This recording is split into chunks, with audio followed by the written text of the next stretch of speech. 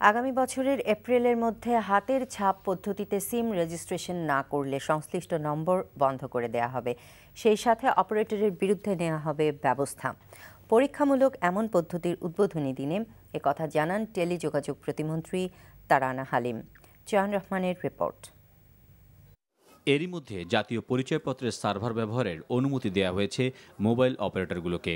পুরনো নম্বরের যারা এখনও রেজিস্ট্রেশন করেননি তাদেরকে সংশ্লিষ্ট কাস্টমার কেয়ারে গিয়ে জাতীয় পরিচয়পত্র ও হাতের ছাপ পদ্ধতিতে রেজিস্ট্রেশনের কাজ পরীক্ষামূলকভাবে শুরু করেছে অপারেটররা, যার আনুষ্ঠানিক উদ্বোধন 16 ডিসেম্বর। পহেলা বৈশাখের পূর্ব পর্যন্ত তারা এটা করে নেবেন। আমরা তাদের সতর্ক সংকেত দিতে দিতে যখন তারপরও তারা রেজিস্ট্রেশন করবেন না, তখন আমাদের বুঝতে হবে যে সেই সিমটি এমন কারো হাতে আছে, হয় তিনি রেজিস্ট্রেশনে আগ্রহী নন অথবা সেই সিমটি কোনো অন্যায় বা অবৈধ কাজে ব্যবহৃত হচ্ছে। রেজিস্ট্রেশনের এই প্রক্রিয়া বিটিআরসির কঠোর মনিটরিংয়ে থাকবে বলে জানিয়েছেন এর চেয়ারম্যান। এপ্রিলের 15 তারিখের পর থেকে আমরা অত্যন্ত সিরিয়াসলি তাদেরকে ধরবো যে কতটুকু প্রোগ্রেস হয়েছে, কিংবা প্রোগ্রেস যদি না হয়ে থাকে কেন হয়নি, এটাকে ক্র্যাকডাউন বলে আর কি। আমরা পরে ক্র্যাকডাউন করবো তাদের।